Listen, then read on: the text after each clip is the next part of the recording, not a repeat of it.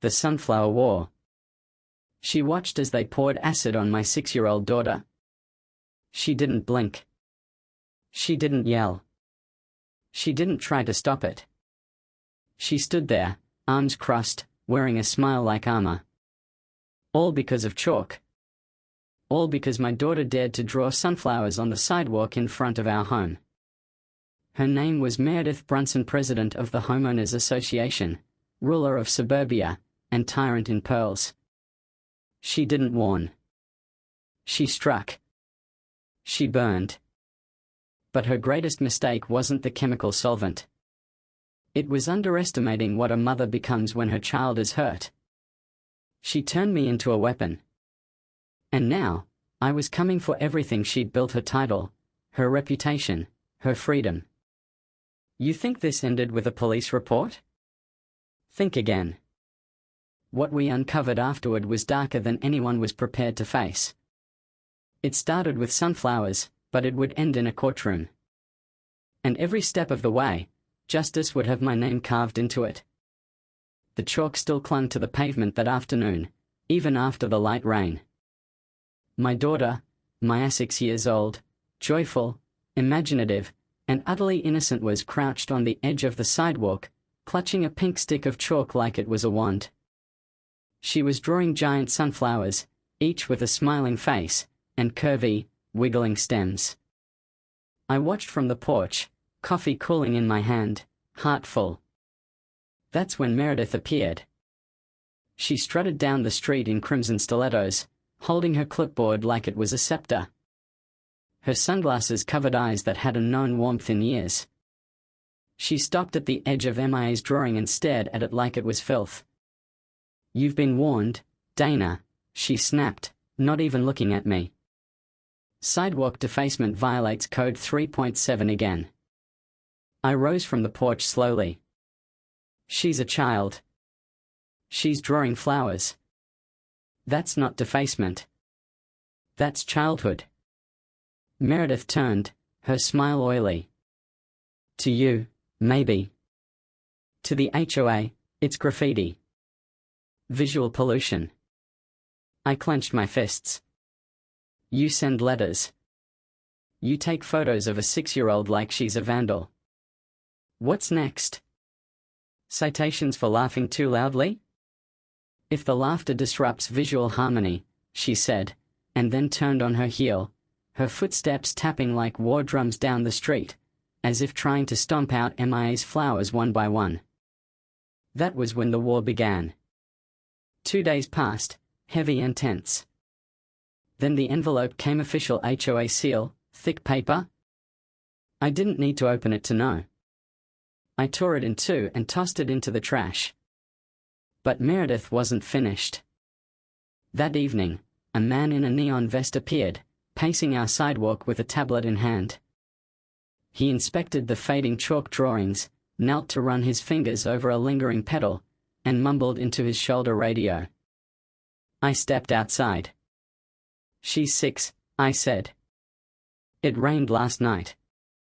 That's not damage. That's joy." He said nothing. 30 minutes later, Meredith arrived, didn't even knock. She just walked right into our yard like she owned it. "You're escalating this, Dana," she said. We tried to handle it quietly. I stood between her and Mia. "You've got a problem with chalk? Take it up with Crayola." Her smile vanished.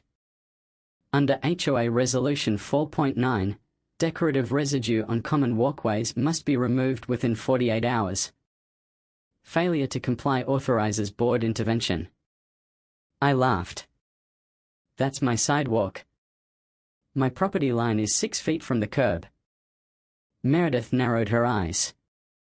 "We'll clean it with or without your consent." The next morning, I reviewed the HOA budget online. A new line appeared: surface remediation, expedited chemical removal. My stomach sank. She was planning something. Something that wasn't about chalk anymore. It was punishment. And Miami beautiful, flower-loving girl was her target. Saturday came. The air felt wrong. MIA was outside again, drawing a cow giraffe hybrid with party hats and confetti. She was giggling. I should have pulled her in. Instead, I turned for a cup of coffee. Then I heard the scream. It tore through the house like a hurricane, gutted me in one breath. I dropped the mug. It shattered across the floor. I sprinted outside and saw her collapsed on the pavement, writhing in pain. Smoke curled from her skin. Her legs, her arms covered in a chemical that sizzled and bubbled. Her chalk drawing had melted into her wounds. A man stood over her, another HOA contractor, an empty jug in hand. Meredith stood behind him, sunglasses on, arms crossed, smiling. "What the hell did you do?" I roared. The man jumped back. Meredith didn't even flinch. "She was warned," she said. I dropped to my knees. MIA's body was shaking, her dress soaked in acid and tears. "Oh my God, baby, stay with me. You poured acid on a child," I screamed. "It's a concrete-safe solvent," Meredith replied coolly. "Non-toxic to adults." "You knew she was there. You watched." Meredith pulled out her phone and started typing. I scooped MIA into my arms. Her skin peeled against my shirt. She wasn't crying, just staring, shocked, unblinking. "You watched her burn." "She was in violation," Meredith said flatly. She was 6. Neighbors had gathered. Phones out. Someone called 911. Sirens echoed down the street. I held MIA tighter. My arms shook. Her blood soaked through my clothes. "She was drawing with chalk," I said again.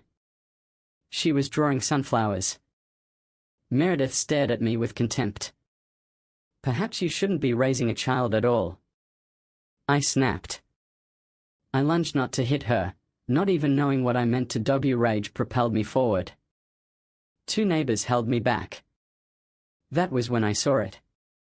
Just a flicker. In her eyes.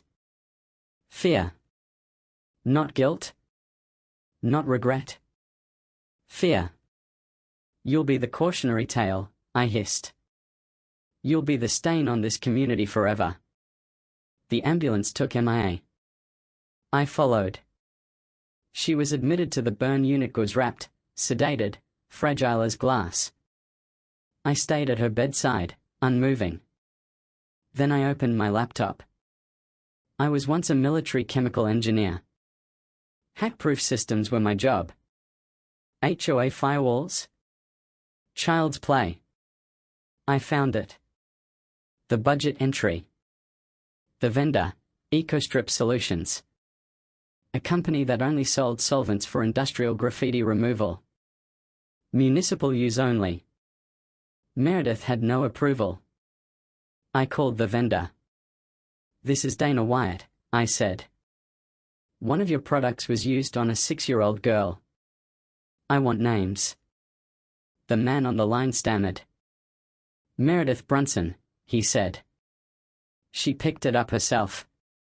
I recorded everything. Then I called the news. 3 hours later, I stood on my lawn in front of cameras, holding a picture of MIA's bandaged legs. "This was the cost of chalk," I said. A 6-year-old was punished for drawing flowers. This woman, I held up Meredith's HOA portrait, approved an industrial solvent to erase joy from concrete. The video went viral. Meredith released a statement. "We all grieve for MIA," she said. "But compliance is not optional." I stood at another press conference. This wasn't grief. This was weaponized bureaucracy. And I'm just getting started. The community rallied. People drew flowers on sidewalks. On fences. On driveways. It wasn't just about MIA anymore. It was about all of us. Meredith tried to push back. She hosted a press conference, red banner, white blazer, smug smile. "This HOA cannot function under emotional blackmail," she said. "Graffiti even from children invites chaos." MIA's skin had peeled from her legs. Chaos? Meredith issued a new rule: all sidewalk art must be reported and removed within 24 hours. Fines apply. I went live again.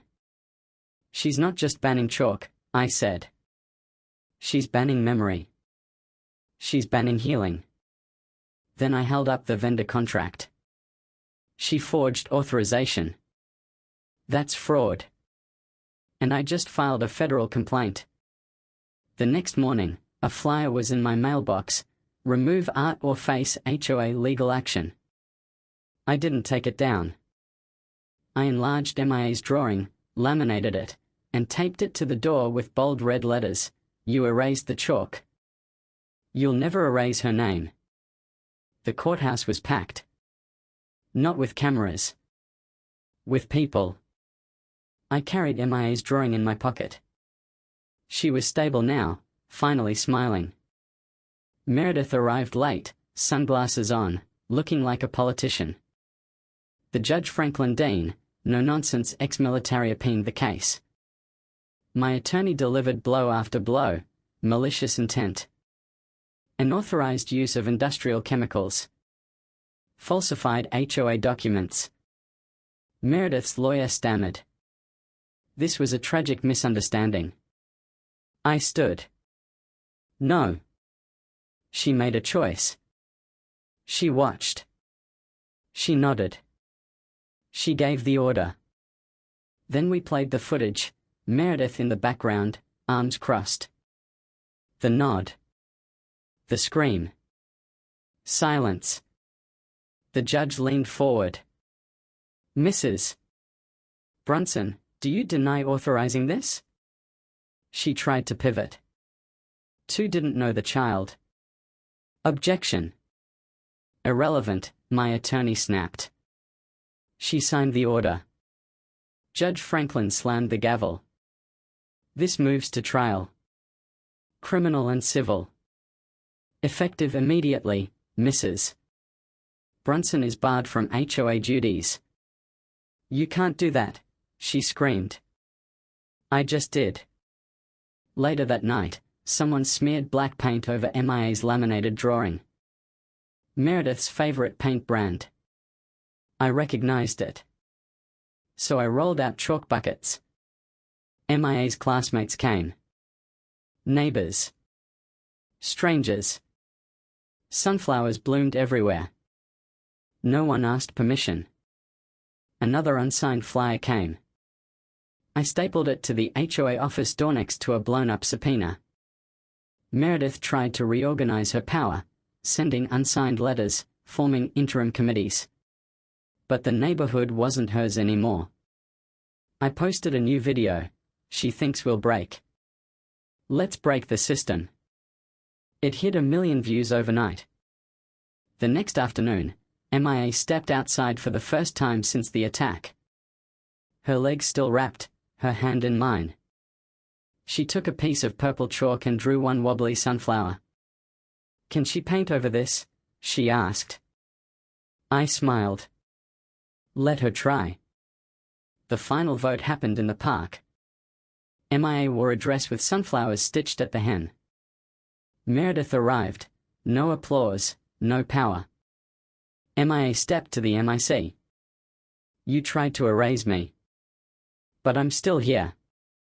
And that was all it took. The crowd erupted. Judge Franklin approached Meredith in civilian clothes. You're not done yet. Criminal trial starts next week. The city is launching a full ethics probe. Meredith paled. That night, MIA held a piece of chalk not to draw, just to feel.